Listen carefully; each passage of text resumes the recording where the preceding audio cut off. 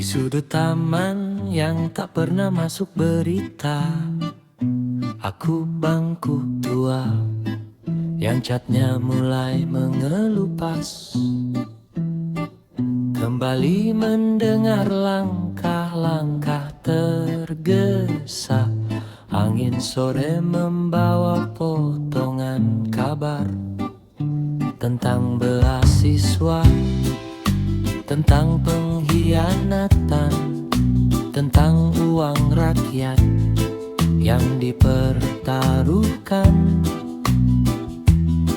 Aku sudah lama di sini.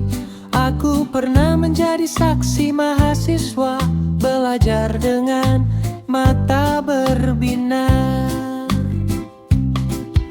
Mereka duduk di atasku sambil berjanji akan kembali membangun negeri. Maka ketika kabar tentang dana pendidikan yang harus dikembalikan mencuat, kayuku ikut berderit pelan.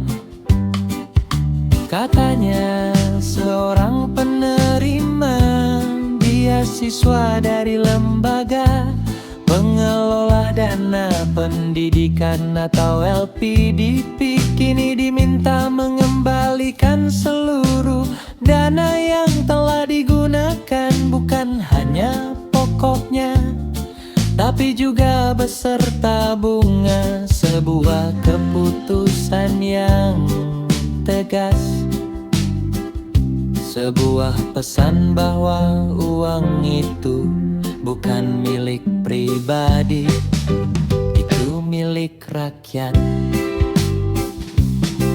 Aku mendengar nama Purbaya Yudi Sadewa disebut-sebut. Ia menegaskan bahwa dana tersebut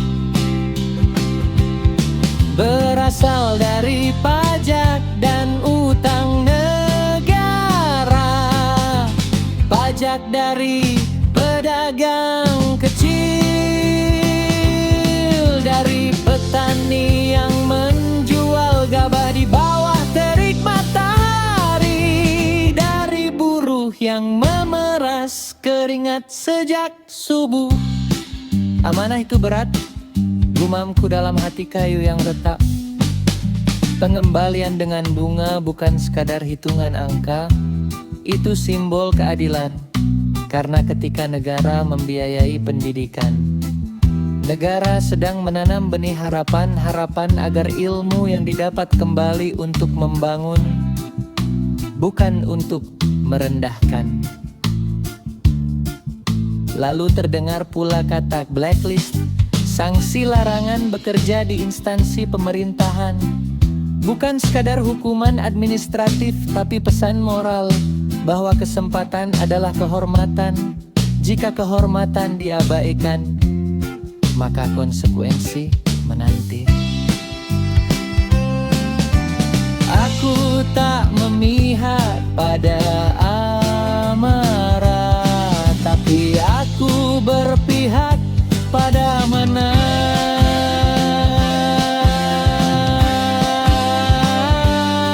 Banyak yang lupa, beasiswa bukan hadiah lotre, ia adalah kontrak batin, sebuah perjanjian tak tertulis antara penerima dan jutaan rakyat yang tak pernah mereka temui. Rakyat yang mungkin tak sempat kuliah, tapi rela pajaknya dipakai agar generasi berikutnya lebih tinggi terbangnya. Aku pernah mendengar tawa anak-anak sekolah di sini.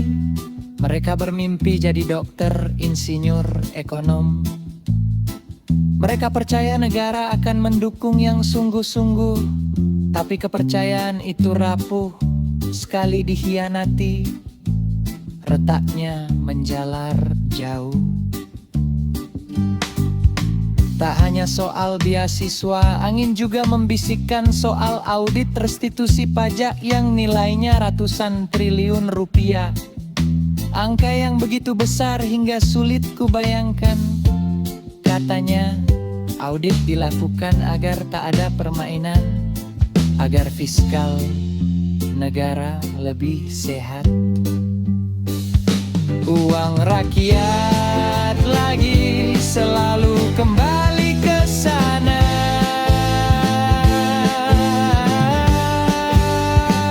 Anda tahu apa sih kredit macet pada program KUR di bank-bank himpunan bank milik negara? Jika kredit macet membesar, siapa yang akhirnya menanggung? Lagi-lagi rakyat yang berharap bantuan. Usaha itu benar-benar mendorong pertumbuhan, bukan menjadi beban baru. Aku bangku tua, tak paham detail neraca atau laporan keuangan,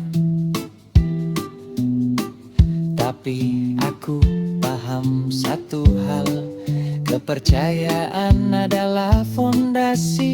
Tanpa kepercayaan, kebijakan sebaik apapun akan goyah. Pesan untuk para penerima beasiswa pun sederhana: miliki rasa cinta pada negeri yang membiayaimu. Kritu boleh berbeda pendapat, boleh, tapi jangan hina tanah yang menanamkan benih ilmumu. Karena di balik setiap rupiah yang kau terima, ada doa seorang ibu yang tak pernah kuliah, ada keringat seorang ayah yang tak pernah keluar negeri.